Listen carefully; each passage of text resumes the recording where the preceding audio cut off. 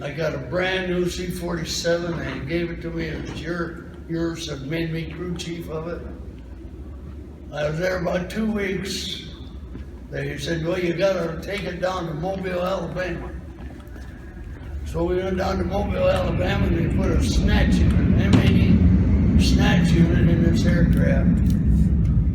And there, they took me to Lawson Field and taught me how to operate it.